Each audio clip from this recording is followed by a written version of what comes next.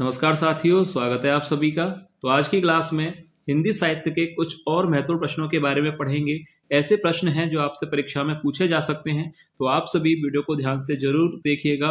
और class start करने से पहले यही कहना चाहूँगा कि जो भी विद्यार्थी चैनल पर नए हैं या पहली बार क्लास ले रहे हैं, वो चैनल को सब्सक्राइब जरूर कर लें, क्योंकि ऐसे ही महत्वपूर्ण प्रश्न चैनल पर डेली कराए जाते हैं। तो चलिए ज़्यादा समय न लेते हुए क्लास को शुरू करते हैं और देखते हैं आज के महत्वपूर्ण प्रश्नों को। तो देखिए, पहला प्रश्न है, मुक्त करो नारी को मानव, चिर वंदनी नारी को। पंक्ति किसकी है? देखिए, पहला ही प्रश्न परीक्षा के लिए काफी महत्वपूर्ण प्रश्न है। मुक्त करो नारी को मानव, चिर वंदनी नारी को। पंक्ति किसकी है, यानी यह जो पंक्ति है किसने कही है? ऑप्शन ए सुमित्रा नंदन पंत जी ने, या ऑप्शन बी नंद दुलारे वाजपेयी जी ने, या ऑप्शन सी महादेवी वर्मा ने, या ऑप्शन डी आचार्य रामचंद्र शुक्ल ने। तो देखिए, मुक्त करो नारी को मानव, चिर वंदनी नारी को, ये जो पंक्ति है ये किसने कही है? तो याद रखिएगा, ये जो पंक्ति है वह है सुमित्रा नंदन पंत की। यानी किसने ये कहा है? सुमित्रा नंदन पंत जी ने। मुक्त करो नारी को मानव, चिर वंदनी नारी को। तो याद रखिएगा, अगर ये प्रश्न आपसे, यह पंक्ति अगर आपसे परीक्षा में पूछी जाए तो राइट आंसर क्या होगा? सुमित्रा नंदन पंत ने ये पंक्ति कही है। याद रखिएगा, मुक्त करो नारी को मानव, चिर वंदनी नारी को, यह जो पंक्ति है वह कही है सुमित्रा नंदन पंत जी ने। यानी ऑप्शन ए यहाँ पर इस प्रश्न का राइट आंसर होगा। अब देखिए, अगला प्रश्न है क्वेश्चन नंबर 2। वरदे वीणा वादिनी वरदे पंक्ति है। ऑप्शन ए जयशंकर प्रसाद की, सूर्यकांत त्रिपाठी निराला, या ऑप्शन सी सुमित्रा नंदन पंत, या ऑप्शन डी महादेवी वर्मा। तो देखिए, वरदे वीणा वादिनी वरदे, ये जो पंक्ति है वह किसकी है? जयशंकर प्रसाद जी की है, या सूर्यकांत त्रिपाठी निराला, या सुमित्रा नंदन पंत, या ऑप्शन डी महादेवी वर्मा। तो याद रखिएगा, यह भी काफी अच्छा प्रश्न है परीक्षा के लिए। वरदे वीणा वादिनी वरदे, यह जो पंक्ति है वह किसकी है? याद रखिएगा, सूर्यकांत त्रिपाठी निराला। ऑप्शन बी यहाँ पर राइट आंसर हो जाएगा। वरदे वीणा वादिनी वरदे, ये जो पंक्ति है वह है सूर्यकांत त्रिपाठी निराला जी की। यानी ऑप्शन बी यहाँ पर राइट आंसर होगा। अब इसके बाद देखिए अगला प्रश्न है। अब देखिए, अगला प्रश्न है क्वेश्चन नंबर 3। जयशंकर प्रसाद ने किस कृति को पहले ब्रज भाषा में और बाद में खड़ी बोली में रूपांतरित किया था? देखिए, एक और शानदार प्रश्न। जयशंकर प्रसाद ने किस कृति को पहले ब्रज भाषा में और बाद में खड़ी बोली में रूपांतरित किया था? ऑप्शन ए प्रेम पथिक, या ऑप्शन बी कानन कुसुम, या ऑप्शन सी झरना, या ऑप्शन डी आंसू। तो देखिए, जयशंकर प्रसाद की कौन सी कृति है जिसको पहले ब्रज भाषा में और बाद में खड़ी बोली में रूपांतरित किया गया था? तो याद रखिएगा, जयशंकर प्रसाद की कौन सी कृति है? ऑप्शन यहाँ पर राइट हो जाएगा ए प्रेम पथिक। यानी पहला ही विकल्प यहाँ पर सही होगा। जयशंकर प्रसाद की कौन सी कृति है जिसको पहले ब्रज भाषा में और बाद में खड़ी बोली में रूपांतरित किया गया था? तो राइट आंसर क्या होगा इस प्रश्न का? ऑप्शन ए प्रेम पथिक। याद रखिएगा, पहला ही विकल्प यहाँ पर सही हो जाएगा। ये काफी महत्वपूर्ण प्रश्न है, ऐसे ही प्रश्न आपसे परीक्षा में ज्यादातर पूछे जाएंगे। जयशंकर प्रसाद की कौन सी कृति है जिसको पहले ब्रज भाषा में और बाद में खड़ी बोली में रूपांतरित किया गया था? ऑप्शन ए प्रेम पथिक। ठीक है, याद रखिएगा। अब इसके बाद देखिए अगला प्रश्न है। अब देखिए, अगला प्रश्न है क्वेश्चन नंबर 4। चिर सजग आंखें उनीदी, आज कैसा व्यस्त बाना। पंक्ति किसकी है? एक और शानदार प्रश्न। चिर सजग आंखें उनीदी, आज कैसा व्यस्त बाना। पंक्ति किसकी है? ऑप्शन ए सुभद्रा कुमारी चौहान, या ऑप्शन बी शिवानी, सी मीराबाई, या ऑप्शन डी महादेवी वर्मा। तो देखिए, ये जो पंक्ति है वो किसने कही है? चिर सजग आंखें उनीदी, आज कैसा व्यस्त बाना। ये जो पंक्ति है वह किसकी है? सुभद्रा कुमारी चौहान, शिवानी, मीराबाई, या महादेवी वर्मा। तो याद रखिएगा, अगर ये पंक्ति आपसे परीक्षा में पूछी जाती है तो राइट आंसर हो जाएगा ऑप्शन डी महादेवी वर्मा जी की ये पंक्ति है। चिर सजग आंखें उनीदी, आज कैसा व्यस्त बाना। उपयुक्त यह पंक्ति है वह किसकी है? महादेवी वर्मा जी की। याद रखिएगा, ठीक है। यहाँ पर क्वेश्चन नंबर 4 का राइट आंसर हो जाएगा ऑप्शन डी। अब देखिए, अगला प्रश्न है क्वेश्चन नंबर 5। विकसित मोती की सी तरलता, छायावाद को किसने कहा है? देखिए, कितना शानदार, कितना महत्वपूर्ण प्रश्न है। विकसित मोती की सी तरलता, छायावाद को किसने कहा है? ऑप्शन ए जयशंकर प्रसाद, सूर्यकांत त्रिपाठी निराला, या ऑप्शन सी सुमित्रा नंदन पंत या ऑप्शन डी महादेवी वर्मा। तो देखिए कितना शानदार प्रश्न है कि विकसित मोती की सी तरलता छायावाद को किसने कहा है? प्रसाद जी ने कहा है या निराला ने या सुमित्रा नंदन पंत जी ने कहा है या महादेवी वर्मा जी ने? तो आप लोग भी सोचिए इसका राइट आंसर क्या होगा कि विकसित मोती की सी तरलता छायावाद को किसने कहा है? तो देखिए राइट आंसर हो जाएगा इस प्रश्न का, क्वेश्चन नंबर 5 का राइट आंसर जो होगा वह है जयशंकर प्रसाद जी ने। ऑप्शन ए यहाँ पर सही हो जाएगा। विकसित मोती की सी तरलता छायावाद को किसने कहा है? जयशंकर प्रसाद ने। याद रखिएगा क्वेश्चन 5 का राइट आंसर हो जाएगा ऑप्शन ए, जयशंकर प्रसाद ने छायावाद को विकसित मोती की सी तरलता कहा है। ठीक है, अब देखिए अगला प्रश्न है क्वेश्चन नंबर 6। अस्ताचल अब देखिए अगला प्रश्न है क्वेश्चन नंबर 6। अस्ताचल रवि कविता किसकी है? अस्ताचल रवि कविता किसकी है? ऑप्शन दिए गए हैं। ऑप्शन ए महादेवी वर्मा या सूर्यकांत त्रिपाठी निराला, कन्हैया लाल मिश्र प्रभाकर या ऑप्शन डी रामधारी सिंह दिनकर। अस्ताचल रवि कविता किसकी है? महादेवी वर्मा जी, सूर्यकांत त्रिपाठी निराला, कन्हैया लाल मिश्र प्रभाकर या रामधारी सिंह दिनकर। याद रखिए अस्ताचल रवि कविता किसकी है? तो राइट आंसर क्या होगा इस प्रश्न का? अस्ताचल रवि कविता किसकी है? महादेवी वर्मा जी की है या निराला, प्रभाकर या दिनकर जी की है? तो याद रखिए इस प्रश्न का जो राइट आंसर होगा अस्ताचल रवि कविता किसकी है? तो राइट आंसर हो जाएगा ऑप्शन बी, सूर्यकांत त्रिपाठी निराला जी की कविता है अस्ताचल रवि। याद रखिएगा और सभी विद्यार्थी वीडियो को लाइक जरूर कर दें और जो भी विद्यार्थी चैनल पर नए हो चैनल को सब्सक्राइब जरूर कर लें। अब देखिए अगला प्रश्न है क्वेश्चन नंबर 7। छायावाद काव्य न रहकर केवल अलंकृत संगीत बन गया है, किसका कथन है? देखिए एक और शानदार महत्वपूर्ण प्रश्न है आपकी परीक्षा के लिए। छायावाद काव्य न रहकर केवल अलंकृत संगीत बन गया है, किसका कथन है? ऑप्शन ए रामचंद्र शुक्ल का, जयशंकर प्रसाद का, माखनलाल चतुर्वेदी या सुमित्रा नंदन पंत का। तो देखिए ये कथन किसने कहा है? छायावाद काव्य न रहकर केवल अलंकृत संगीत बन गया है, किसका कथन है? शुक्ल जी का है या जयशंकर प्रसाद ने कहा था या माखनलाल चतुर्वेदी ने या सुमित्रा नंदन पंत जी ने?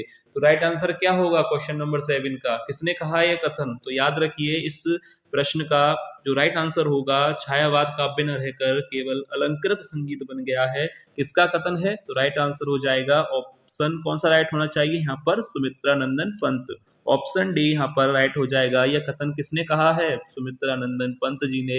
ये छायावाद काव्य न रहकर केवल अलंकृत संगीत बन गया है, किसका कथन है? सुमित्रा नंदन पंत जी का। अब देखिए अगला प्रश्न है क्वेश्चन नंबर 8। रविंद्र कविता कानन के लेखक हैं। रविंद्र कविता कानन के लेखक हैं ऑप्शन ए सुमित्रा नंदन पंत, मैथिली शरण गुप्त, जयशंकर प्रसाद या सूर्यकांत त्रिपाठी निराला। तो राइट आंसर क्या होगा इस प्रश्न का कि रविंद्र कविता कानन के लेखक कौन है? सुमित्रा नंदन पंत हैं, मैथिली शरण गुप्त, जयशंकर प्रसाद या सूर्यकांत त्रिपाठी निराला। तो देखिए इस प्रश्न का जो राइट आंसर होगा रविंद्र कविता कानन, इस कृति के जो लेखक हैं वह हैं क्वेश्चन नंबर 8 का जो राइट आंसर हो जाएगा रविंद्र कविता कानन के जो लेखक हैं वह है निराला जी।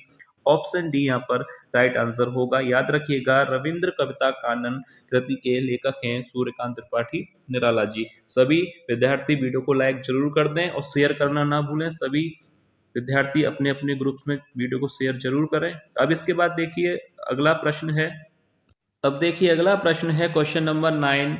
मनुष्यों की मुक्ति की तरह कविता की भी मुक्ति होती है, किसका कथन है? मनुष्यों की मुक्ति की तरह कविता की भी मुक्ति होती है, किसका कथन है? ऑप्शन ए महादेवी वर्मा, सूर्यकांत त्रिपाठी निराला या ऑप्शन सी कन्हैया लाल मिश्र प्रभाकर या ऑप्शन डी रामधारी सिंह दिनकर। तो देखिए कितना शानदार कितना महत्वपूर्ण प्रश्न है जो आपसे परीक्षा में पूछा जा सकता है। मनुष्यों की मुक्ति की तरह कविता की भी मुक्ति होती है, यह कथन किसने कहा था? महादेवी वर्मा जी ने या सूर्यकांत त्रिपाठी निराला ने या कन्हैया लाल मिश्र प्रभाकर जी ने या रामधारी सिंह दिनकर ने? तो बताइए राइट आंसर क्या होगा इस प्रश्न का? आप लोग भी सोचिएगा। क्वेश्चन नंबर 9, मनुष्यों की मुक्ति की तरह कविता की भी मुक्ति होती है, कथन किसने कहा होगा? महादेवी वर्मा जी ने या निराला ने या प्रभाकर ने या रामधारी सिंह दिनकर ने? तो राइट आंसर क्या होगा क्वेश्चन नंबर 9 का? याद रखिएगा मनुष्यों की मुक्ति की तरह कविता की भी मुक्ति होती है कथन किसका है? यह कथन है सूर्यकांत त्रिपाठी निराला जी का। ऑप्शन बी यहाँ पर राइट आंसर होगा। याद रखिएगा, काफी अच्छे प्रश्न हैं, तो एक एक प्रश्न को आप लोग अच्छी तरह से देखिएगा और वीडियो को शेयर जरूर कीजिएगा ताकि और भी विद्यार्थियों तक ये वीडियो पहुंच सके। अब देखिए अगला प्रश्न है क्वेश्चन नंबर 10। छायावाद का दर्शन सर्वात्मवाद का दर्शन है, यह कथन किसका है? छायावाद का दर्शन सर्वात्मवाद का दर्शन है, यह कथन किसका है? किसने कहा है कि छायावाद का दर्शन सर्वात्मवाद का दर्शन है? सुमित्रा नंदन पंत, नंद दुलारे वाजपेयी या महादेवी वर्मा, आचार्य रामचंद्र शुक्ल। तो किसने कहा है छायावाद का दर्शन सर्वात्मवाद का दर्शन है? तो याद रखिएगा क्वेश्चन नंबर 10 का जो राइट आंसर हो जाएगा ऑप्शन सी। यह कथन किसने कहा है? वह कहा है महादेवी वर्मा जी ने। छायावाद का जो दर्शन सर्वात्मवाद का दर्शन है, यह कथन है महादेवी वर्मा जी का, यानी ऑप्शन सी इस प्रश्न का राइट आंसर होगा। अब देखिए अगला प्रश्न है क्वेश्चन नंबर 11। ओज औदात्य एवं विद्रोह का कवि किसे कहा जाता है? देखिए एक और शानदार प्रश्न है, काफी अच्छा प्रश्न है परीक्षा के लिए। ओज औदात्य एवं विद्रोह का कवि किसे कहा जाता है? जयशंकर प्रसाद को, सूर्यकांत त्रिपाठी निराला जी को, या सुमित्रा नंदन पंत जी को, या महादेवी वर्मा को। तो देखिए ओज औदात्य एवं विद्रोह का कवि किसे कहा जाता है? तो राइट आंसर क्या होगा इस क्वेश्चन नंबर 11 का? किसे कहा जाता है विद्रोह का कवि, औदात्य का कवि? तो याद रखिएगा इस प्रश्न का जो राइट आंसर हो जाएगा ऑप्शन बी, सूर्यकांत त्रिपाठी निराला जी को ओज औदात्य एवं विद्रोह का कवि कहा जाता है। तो यहाँ पर राइट आंसर क्या होगा? Option B, Suryakant Tripathi Nirala. अब देखिए अगला प्रश्न है क्वेश्चन नंबर 12। मिलन का नाम मत लो मैं बिरह में चीर हूँ, पंक्ति किसकी है? देखिए एक और शानदार महत्वपूर्ण पंक्ति आपसे पूछी जा रही है। मिलन का नाम मत लो मैं बिरह में चीर हूँ, पंक्ति किसकी है? सुभद्रा कुमारी चौहान या शिवानी, मीराबाई या महादेवी वर्मा। तो राइट आंसर क्या होना चाहिए? यह पंक्ति किसने कही है? मिलन का नाम मत लो मैं बिरह में चीर हूँ, यह पंक्ति किसकी हो सकती है? मीराबाई की या महादेवी वर्मा, सुभद्रा कुमारी चौहान या शिवानी। तो देखिए इस प्रश्न का जो राइट आंसर होगा, यह जो पंक्ति है कही है महादेवी वर्मा जी ने, यानी ऑप्शन राइट हो जाएगा डी, मिलन का नाम मत लो मैं बिरह में चीर हूँ, यह पंक्ति कही है महादेवी वर्मा ने। याद रखिएगा। अब देखिए अगला प्रश्न है, महादेवी वर्मा को किस काव्य कृति पर ज्ञानपीठ पुरस्कार मिला? यह प्रश्न काफी अच्छा है, परीक्षा में पूछा जा सकता है कि महादेवी वर्मा जी को किस काव्य कृति पर ज्ञानपीठ पुरस्कार मिला था? ऑप्शन ए निहार, सांध्य गीत, दीपशिखा या यामाहा। तो देखिए राइट आंसर क्या होगा? महादेवी वर्मा को किस काव्य कृति के लिए ज्ञानपीठ पुरस्कार से सम्मानित किया गया था? तो राइट आंसर हो जाएगा ऑप्शन डी, यामा के लिए उन्हें ज्ञानपीठ पुरस्कार दिया गया था। अब आपसे वर्ष भी पूछा जा सकता है कि किस वर्ष ज्ञानपीठ पुरस्कार यामा कृति के लिए तो मिला, पर किस वर्ष में मिला ये भी आपसे पूछा जा सकता है। तो सन भी याद रखिएगा, 1982 में महादेवी वर्मा को ज्ञानपीठ पुरस्कार से सम्मानित किया गया था। अब देखिए अगला प्रश्न है क्वेश्चन नंबर 14। वियोगी होगा पहला कवि, आहा से उपजा होगा गान, पंक्ति किसकी है? एक और महत्वपूर्ण प्रश्न आपसे यहाँ पर पूछा जा रहा है, ये भी परीक्षा के लिए काफी अच्छा प्रश्न है। वियोगी होगा पहला कवि, आहा से उपजा होगा गान, पंक्ति किसकी है? सुमित्रा नंदन पंत ने कहा है या नंद दुलारे वाजपेयी ने कहा है, महादेवी वर्मा जी ने या आचार्य रामचंद्र शुक्ल ने कहा है? तो राइट आंसर क्या होना चाहिए? वियोगी होगा पहला कवि, आहा से उपजा होगा गान, पंक्ति किसकी हो सकती है? सुमित्रा नंदन पंत या नंद दुलारे वाजपेयी, महादेवी वर्मा या आचार्य रामचंद्र शुक्ल। तो राइट आंसर क्या होना चाहिए यहाँ पर? वियोगी होगा पहला कवि, आहा से उपजा होगा गान, पंक्ति किसने कही है? क्वेश्चन नंबर 14 का जो राइट आंसर हो जाएगा ऑप्शन ए, सुमित्रा नंदन पंत जी ने कहा है कि वियोगी होगा पहला कवि, आहा से उपजा होगा गान। याद रखिएगा यह पंक्ति किसकी है? सुमित्रा नंदन पंत जी की। अब देखिए अगला प्रश्न है क्वेश्चन नंबर 15। सुमित्रा नंदन पंत को किस कृति पर ज्ञानपीठ पुरस्कार मिला? एक और अच्छा प्रश्न है कि सुमित्रा नंदन पंत को किस कृति पर ज्ञानपीठ पुरस्कार मिला था? ऑप्शन ए चिदम्बरा, वीणा, पल्लव या गुंजन।